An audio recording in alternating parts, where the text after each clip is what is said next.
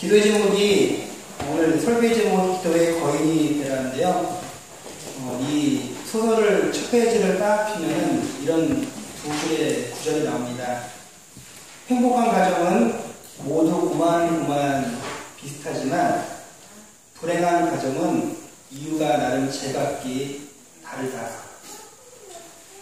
행복이라는 것이 특별할 것이 없다는 겁니다. 평범하게 살아가는 것을 우리가 그 안에서 행복을 찾는 것. 그러니까 행복은요, 스스로가 고백하고 찾는 것이라는 것이고요.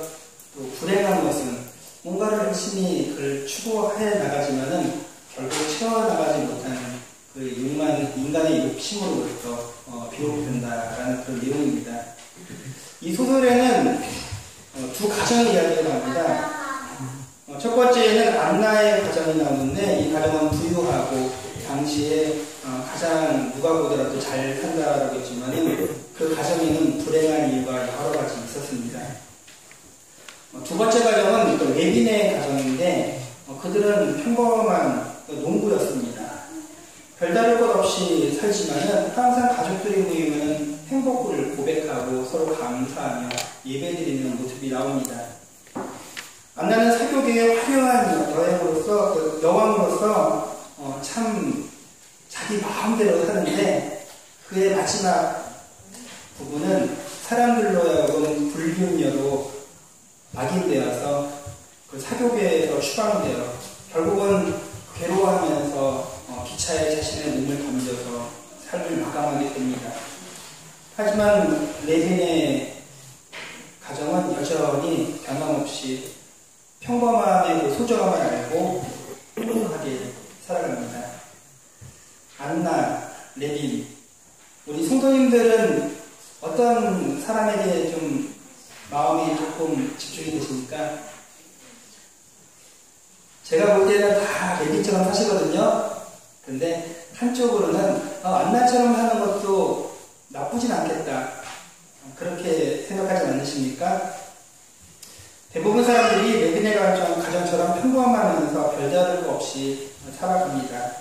그리고 동시에 화려한 그런 안나의 삶을 동경하는 것이 인간의 본능이 아닌가 싶습니다. 이 시간에 우리가 혹시 일확천금이 주어진다면 세상은 말합니다. 그것을 마다할 사람이 어디 있는가? 그것이 솔직한 것이다. 라고 말하지만은 저는 그렇지 않습니다. 일확천금이 주어진다 하여도 거부할 수 있는 것이 우리 그리스도인이어야 합니다. 하나님이 주시는 거로 만족하고 그 평범한 삶 가운데서 행복을 누릴 수 있는 우리 모든 성도 되기를 주님의 이름으로 축원합니다. 하나님은 세상을 창조하시고 창세기 1장에서 인류에게 이렇게 명령하셨습니다. 생육하고 번성하여 땅에 충만하라, 땅을 정복하라, 만물을 다스리라. 하나님은 우리에게 세상을 정복하고 다스릴 수 있는 권세를 주셨습니다. 그리고 하나님은 이를 위하여 우리에게 자녀로서의 권세를 더하셨습니다. 그런데 우리는 언제부턴가 세상의 이 권세를 다 빼앗겨 버렸습니다. 아니 정확히 말하면 남은 힘이 있는데도 불구하고 그 힘을 엉뚱한 데다가 소진하여서 다 써버린 건 아닌가 싶습니다. 삼손처럼 큰 힘을 주어도 작은 여자에게 희롱당하면서 인생이 망하는 것을 우리는 성경을 통해서 보게 되고요. 다윗 임금처럼 하나님께서 태평성대를 그 나라에 허락하셨는데도 불구하고 다윗은 게으름 가운데 자신의 부하들은 다 전쟁터로 보내고 밑잠을 자다가 남의 아내에 모욕하는 모습에 마음을 빼앗겨서 살인자가 되고 간음자가 되는 어리석은 삶을 사는 것이 인생입니다. 그러므로 우리는 하나님이 주신 힘을 올바로 사용하는 지혜가 필요합니다. 세상 사람들도 신앙생활을 제대로 하는 그리스도인을 보게 되면 그를 알아봅니다. 세상은 하나님의 권세를 소유한 우리 그리스도인들을 두려워합니다.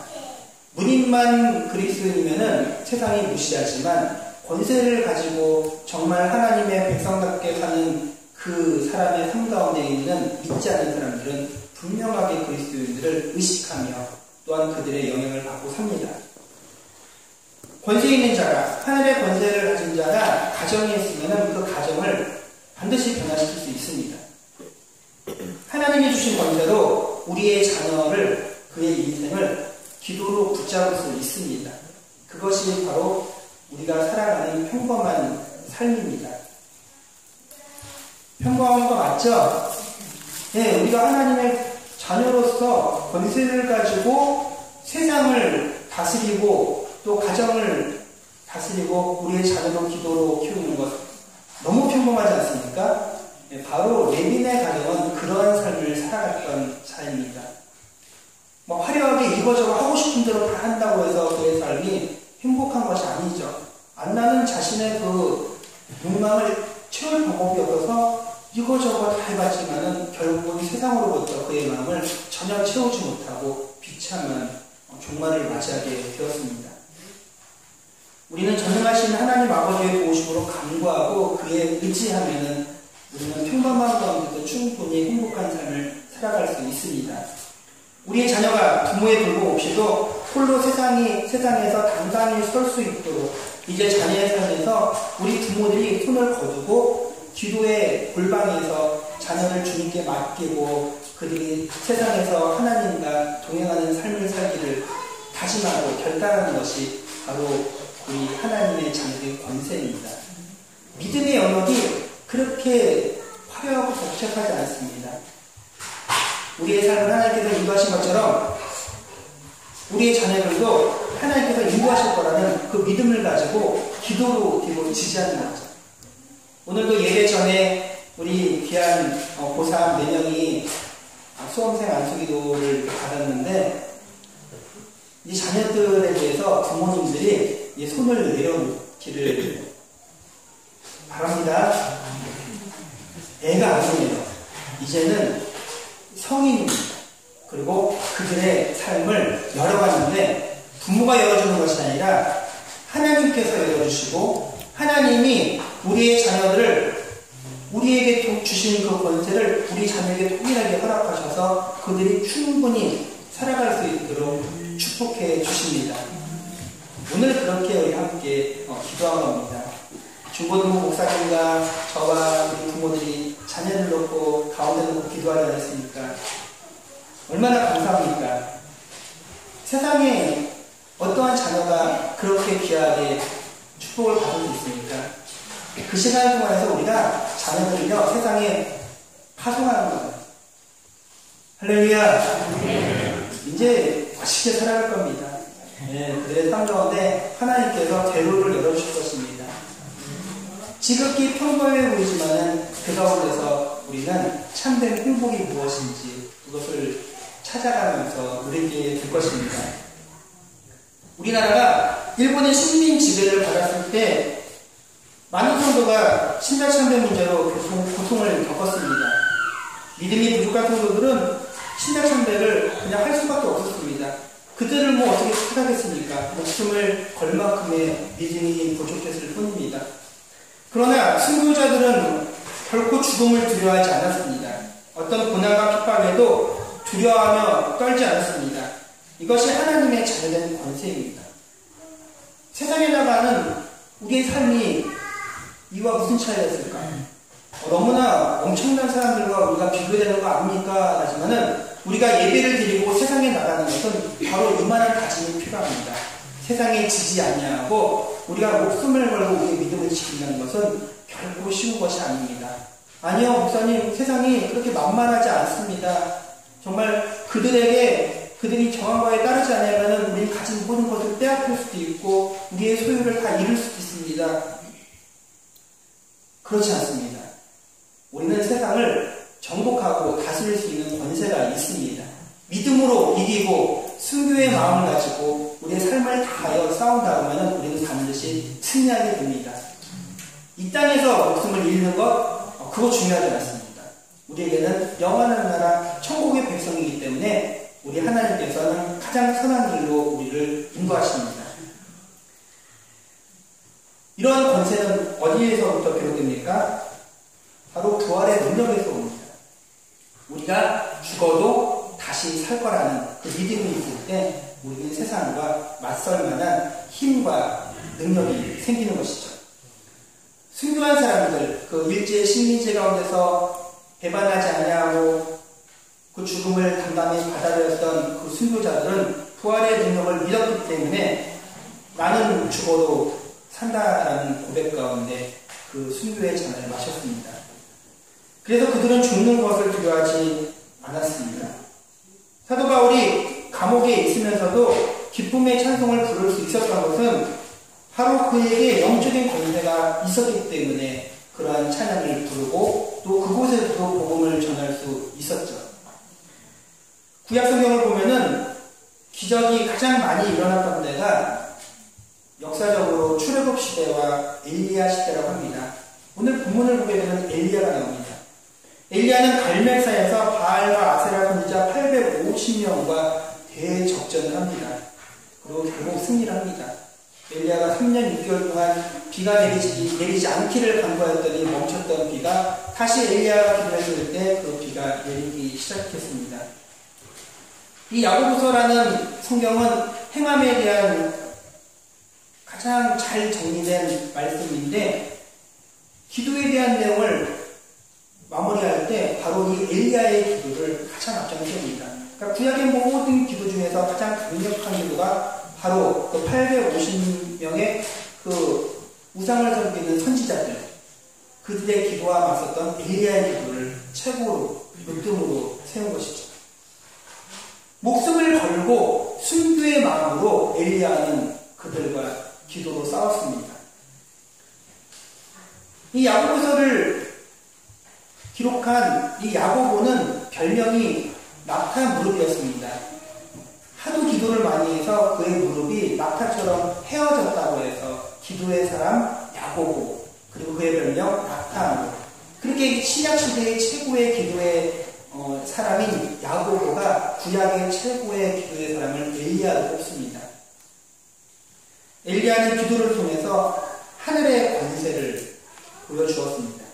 하늘의 권세를 얻으려면 하늘과 땅을 연결해주는 기도의 통로가 필요합니다. 우리 한생교회 성도님들 참 기도 열심히 하시죠?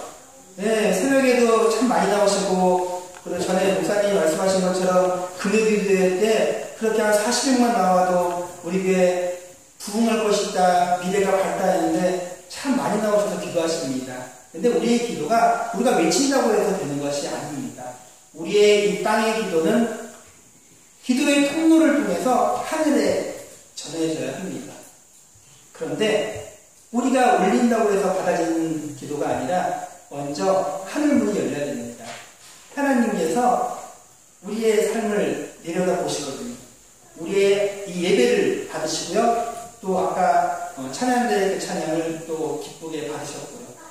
땅과 하늘에 그 영적인 통로가 활짝 열려야지 바로 우리의 기도가 응답을 받는 것입니다.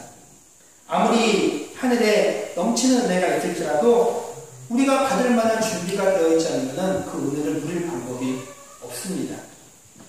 이처럼 하늘의 권세를 땅으로 임하게 하는 것, 그것은 기도를 통해서 그 통로를 넓혀갔을 때 누리게 됩니다. 우리가 기도하지 않으면 하늘의 권세를 얻을 수 없습니다. 하나님, 하늘의 은혜의 통로를 저에게 활짝 열어 주옵소서. 그렇게 기도하면 하나님께서 그 은혜를 통로를 통해서 부어주십니다. 우리가 기도할 때마다, 우리가 하나님께 간구할 때마다, 주의 성소로 나아갈 때마다 하나님께서 그 준비된 하늘의 풍성한 은혜를 우리에게 넘치도록 부어주십니다. 하늘의 권세는 바로 이렇게 기도의 통로를 통해서 우리에게 임하는 것이죠. 엘리야 시대는 모든 것이 막혀있던 답답한 시대였습니다. 도무지 하나님은 응답하지 않고 보이지 않는다. 백성들이 답답한 그때 엘리야 선지자를 통해서 하나님께서 일하기 시작합니다. 말이 3년 6개월이지 감옥이 3년 6개월이 지속되면은 수많은 사람들이 굶어 죽고 가축이 죽고 고통 가운데 살았을 것입니다. 그때 바알과 아세라 선지자 850명은 자신들의 온갖 방법을 사용하여서 비를 내리고자 기우제를 드렸습니다. 자신의 몸을 찢고 이상한 행동을 하고 그렇게 하지만은 엘리야는 그런 모습을 보면서 참 애쓴다. 그런다고 되느냐 하면서 비웃습니다. 그런 모습은 비웃어도 돼요. 근데 엘리야가 홀로 딱 서서 하나님께 기도하기 시작합니다. 믿음으로 기도했을 때 작은 구름이 생기고 그것이 큰 비가 되어서 그 바알과 아세라 그 상단에 있는 모든 불을 다 꺼뜨리고 넘치도록 하나님께서 이스라엘 지역에 비를 내리셨습니다. 할렐루야! 네. 하나님께서 그렇게 일하시는 요란하지 않아도 됩니다. 하나님께 믿음을 드리면 그리고 전능하신 하나님의 주권을 인정하면 하나님은 우리의 삶 가운데 그렇게 은혜롭게 역사하십니다. 혹시 우리 성도님들 삶에 무언가 이렇게 답답하게 막혀있는 부분이 있으십니까? 뭔지 원인은 모르겠는데 하는 일들이 잘 안 되는 그런 삶을 살고 계십니까? 혹시 하늘에 그 은혜의 통로가 막혀있는 건 아닐까요? 우리가 참 열심히 살잖아요. 얼마나 귀하게 가정을 돌보고 또한 자신의 건강을 챙기고 우리는 대충 사는 사람이 전혀 없습니다. 최선을 다합니다. 제가 이렇게 성도들의 삶을 보더라도 지금 대신방 기간인데 가정 다닐 때마다 참으로 간절한 기도의 제목이 있고 또 아픔이 있고 또 해결해야 될 문제가 있음을 알게 되고 목회자로서 부담감을 가지고 또 기도의 자리로 돌아오게 됩니다. 하지만 성도님들 이 시간 이후로 함께 기도합시다. 우리가 기도하면 믿음으로 기도하면 하나님께서 우리의 그 은혜의 통로를 활짝 열어주실 것입니다. 그리고 하늘의 은혜가 넘치도록 우리의 삶 가운데 부어질 것입니다. 하나님과 우리 사이의 통로, 막혀있던 그 오랜 막혀있던 그 통로를 우리 예수님께서 근본적으로 뚫어주셨습니다. 그래서 예수님을 믿는 성도에게는 하늘로 가는 통로가 활짝 열리게 되었죠. 우리 주님이 십자가에 죽으심으로 그 대속의 은혜로 말미암아 우리는 그 보혈을 의지하면은 하나님께 언제든지 나아갈 수 있습니다. 우리는 예수님의 그 십자가의 길을 이용하기만 하면 됩니다. 예수님이 또한 가르쳐 주신 대로 우리가 주기도문과 같이 그 내용을 꼼꼼하게 기억하면서 믿음으로 기도하면 하나님께서 일하기 시작하십니다. 그런데 문제는 우리가 그 특권을 사용하지 않는다는 것입니다. 그래서 막혀 있는 것입니다. 아니 목사님 저 기도합니다. 그리고 예수님이 가르쳐주신 그 기도대로 우리가 그렇게 고백합니다. 너무 억울합니다. 그런 성도님이 계십니까? 아니에요. 믿음이 필요합니다. 입술의 고백이나 습관적인 것이 아니라 정말 믿음이 필요하죠. 제가 가끔씩 이렇게 TV를 보다 보면은 요즘에 요리나 여러 가지 프로그램이 있잖아요. 그때 잘 되는 사람들과 안 되는 사람들의 그것을 나누는 딱 한 가지 단어가 있더라고요. 무엇이냐면은 간절함입니다. 우리는 다 같이 예배를 드리고 믿음을 드리고 봉사를 하고 기도를 하고 헌신을 합니다. 그런데 그것이 너무나 당연시 되어서는 안 됩니다. 습관적으로 해서는 안 되는 거예요. 무엇이 필요합니까? 간절함이 필요합니다. 그 간절함 가운데서는요, 우리가 간절할 때는요, 이런 모습이 있을 것입니다. 우리 성도님들 간절한 적이 있으시죠? 간절할 때는요, 계산하지 않아요. 그리고 상황을 분석하지 않아요. 어떻게 합니까? 그저 그 문제를 붙들고 하나님께 나아가는 것이죠. 하나님, 들어주세요. 하나님께서 이것을 해결해 주지 않으면 저는 죽습니다. 하나님 도와주세요. 하나님 고쳐주세요. 하나님 낫게 해주세요. 그렇게 하나님께 메어달리면은 주님이 그 기도를 들어주실 때까지 우리가 간절함으로 메어달리면 우리 하나님께서는 반드시 응답하실 것입니다. 본문 17절을 보면은 엘리야가 비가 오지 않기를 간절히 기도하니 3년 6개월 동안 비가 오지 않았다고 했습니다. 그리고 다시 기도하였죠. 하나님 지금 응답하셔야 됩니다. 주님 비를 내려주십시오 라고 했을 때 비를 주고 땅이 열매를 맺었습니다. 이처럼 엘리야의 간절한 기도는 하늘 문을 닫고 때로는 여는 권세가 있었습니다. 하늘 문이 열린다는 것은 다른 세계가 열린다는 것입니다. 우리가 이렇게 세상을 살아가는 이런 세상 가운데서는요, 우리가 모든 백성들이 일반성이 하나님께서 베풀어 주시는 그 자연과 우리의 삶의 그 질서 가운데 그대로 흘러갑니다. 그것은 믿는 자들이나 믿지 않는 자들이 다 그 가운데 지배를 받는 것이죠. 하지만 우리가 간절히 기도하게 되면 어떤 일이 있으냐면은 예레미야 33장 3절에는 이렇게 기록되어 있습니다. 너는 내게 부르짖으라. 내가 내게 응답하겠고 내가 알지 못하는 크고 은밀한 일을 내게 보이리라. 아멘. 간절하게 주님께 부르짖으면은 하나님께서 응답하시는데 내가 그동안 알지 못했던 크고 은밀한 일을 우리에게 보여주신다고 합니다.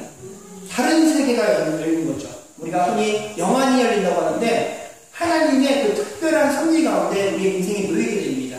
기도하는 자들에게는 하나님께서 세상이 알 수 없는 그 평안함과 놀라운 은혜를 허락하십니다. 그것을 한번 맛보게 되면요, 이 기도가요, 표현이 정확한지 모르겠는데 정말 할만하고 재밌습니다. 이번에는 이렇게 기도를 하지. 이거 놓고 기도하지. 하나님. 근데 하나님은 그렇게 믿음으로 기도하는 사람을 통해서 역사를 주관해 가십니다. 아무리 세상에 권세를 가진 자들, 많은 것을 부유한 자들, 힘이 있는 자들, 그들이 자신의 마음대로 그냥 안날처럼 그렇게 화려하게 살아가도요, 결국 그들은 다 자신의 욕심 가운데서 무릎을 꿇게 되어 있습니다. 하지만 우리 믿음의 사람들은 다 평범하게 살아가는 것 같지만 실제로는 그 평범한 가운데서 하나님의 베푸시는 그 섭리 가운데 우리가 살아가는 것이죠. 모든 피조물에 대한 하나님의 세심한 돌보심을 경험하고 그 가운데서 감사하고 기도하게 되면은 그 평범한 가운데서 하나님과 늘 동행하는 행복을 누릴 수 있는 것입니다. 하늘문이 열릴 때 우리의 삶에는 엄청난 역사가 일어납니다. 하늘문이 열린다는 것은 바로 초자연적인 역사가 일어나는 것입니다. 오늘날 우리는 너무나 상식적인 세상에서 사는 것 같습니다. 사람이 이해할 수 있는 것, 과학으로 증명할 수 있는 것, 우리의 이성으로 받아들일 수 있는 그 일들 안에서 살아가진 않습니까? 나에게 주어진 어떤 일이 있으면은 계산하는 거죠.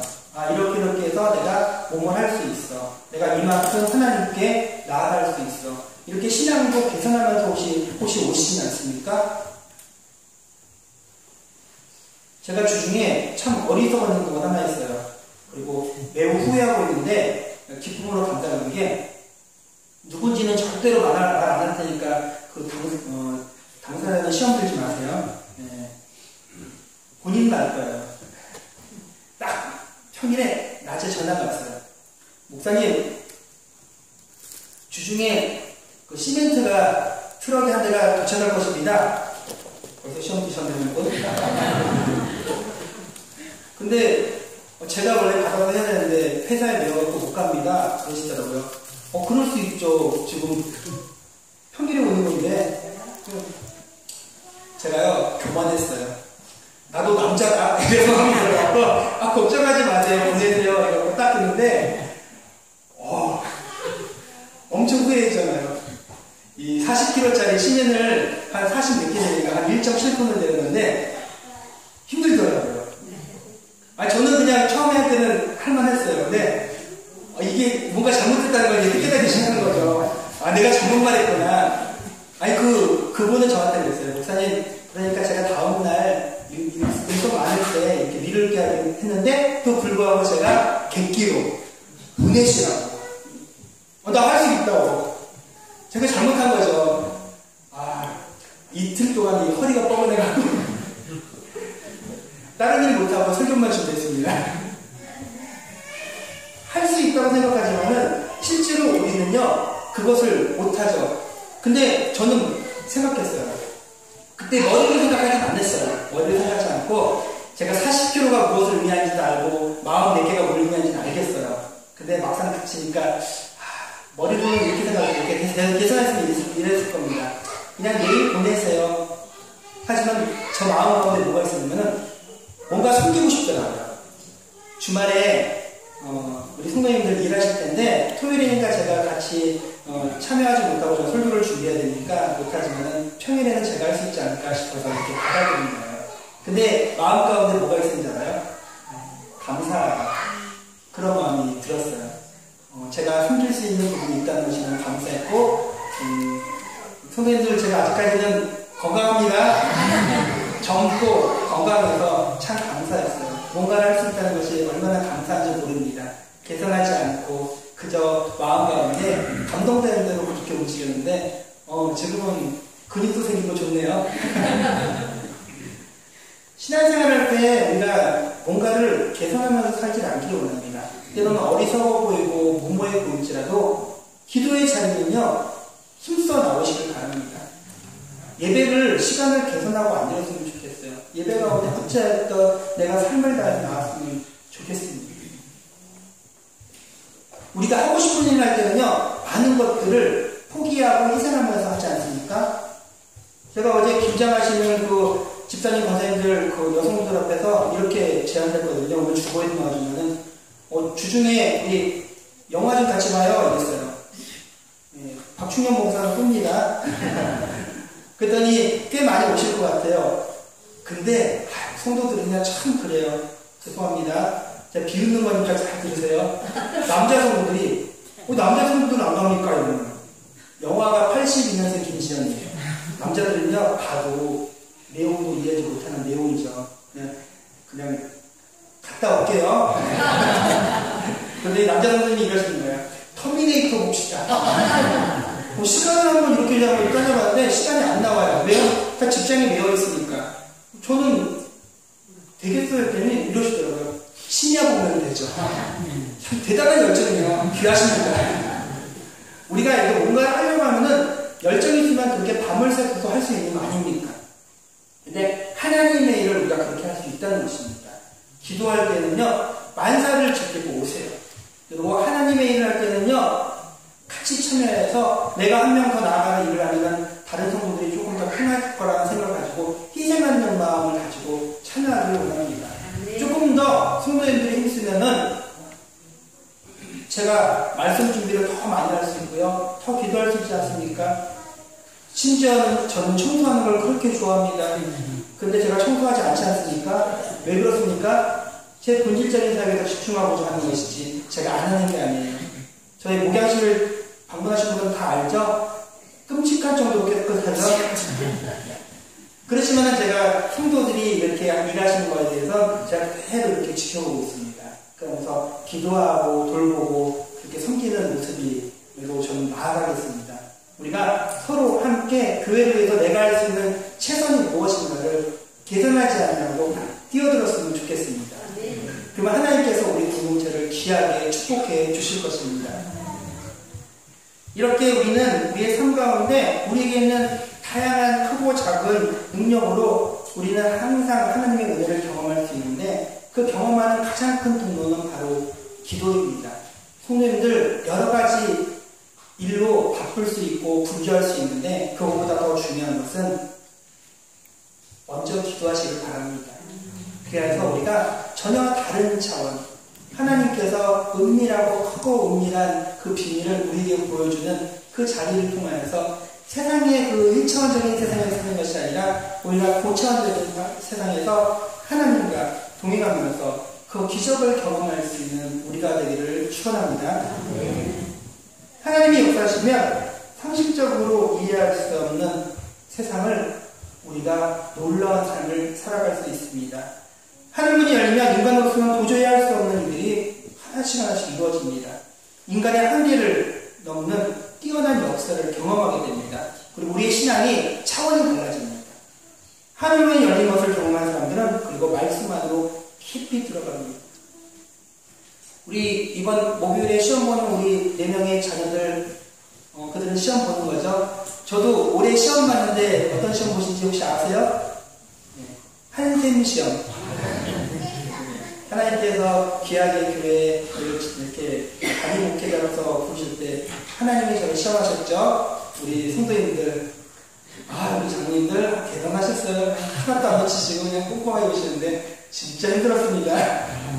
근데 그 시험을 이기는 방법이 무엇이죠? 통과하는 방법이 하나님께서 지혜 주셔서 기도하게 하시더라고요. 뭐 잘 보이려고 뭐 머리를 하고 뭐 화장을 하고 옷을 예쁘게 입은 걸 주는 것이 아니라 기도로 나아가는 거죠. 하나님께 기도하고 살면서 참 제일 많이 기도하는 것 같아요. 그리고 또 무엇이 있었냐면 말씀으로 더 나아가게 하시더라고요. 하나하나 말씀으로 나아가면서 결국 우리가 하나님께 쓰임받기 위해서는 기도와 말씀입니다.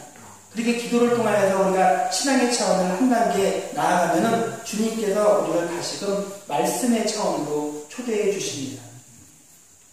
전에는 세상의 지식과 상식으로 살았지만은 이제는 말씀의 가입한 심령으로 하나님께서 변화시켜 주십니다. 그래서 말씀의 자리에 나오게 되고 성경을 펼치게 되고 또한 인터넷을 통해서 뭔가 하나님의 그 지식을 얻고자 소망하게 되는 것이죠. 이전에는 성경이 그렇게 고리타분해 보였는데 이제는 말씀 없이는 살 수 없는 갈급한 심령이 되어 있는 것이죠. 우리 모든 한생교회 성도들이 그 자리로 나오시기를 주님의 이름으로 초대합니다. 하지만 참으로 안타깝게도 많은 사람들이 이런 그 기도와 말씀을 최후의 수단으로 사용할 때가 많습니다. 인생에 깨어지고 상한 다음에 그냥 피투성이가 되고 상처투성이가 되었고 겨우 그냥 어쩔 수 없이 등에 떠밀려서 기도의 자리로 나오지 않으십니까? 우리에게는 그렇게 기도의 그 도구가 최후의 수단이 되지 않았으면 좋겠습니다. 지혜로운 성도들은요, 질질 깨진 다음에 어쩔 수 없이 기도하는 것이 아니라 먼저 기도하는 거예요. 기도가 최후의 수단이 되는 것이 아니라 최우선의 수단이 되기를 원합니다. 먼저 기도하시고, 그렇죠? 예, 말씀 가운데 먼저 엎드려 순종하시면 우리가 고난받을 일이 뭐가 있습니까? 항상 평안한 것이죠. 저도 목회할 때 그런 소망이 있습니다. 목회가 힘들대요. 힘들어 보이시나요? 힘들겠죠? 그런데 하나님께 기도할 때 이러는 거죠. 고난을 당하기 전에 먼저 기도하는 겁니다. 하나님께 말씀에 먼저 순종하는 것이죠. 고난을 피하려고 하는 것이 아니라 어리석은 삶을 살지 않기 위해서 그렇습니다. 불필요한 어려움을 겪지 않는 것이죠. 우리 성도님들 그러한 삶을 살기를 원합니다. 내 삶 가운데 고난을 너무 당연치 하지 마십시오. 다 어렵게 사는데 아니요, 우리 한생교회 성도님들은 그렇게 살지 않아도 됩니다. 하나님께 먼저 엎드리고 먼저 결단하고 먼저 헌신하고 순종하면은 하나님께서 우리를 은혜의 자리로 항상 거하게 하십니다. 마치 물된 동산같이 우리의 삶 가운데 마르지 않는 하늘의 비가 내리지 않아도 하나님의 은혜의 담비를 우리 영적으로 날마다 누리며 살 수 있습니다. 참 행복하지 않습니까? 아까 특별 기도할 때도 어두운 세상이라고 하시잖아요. 우리 모두가 공감하는 어두운 세상을 우리가 살아가고 있습니다. 하지만 어두울수록 우리 빛의 자녀인 우리 성도들은 더 밝게 살아갈 수 있습니다.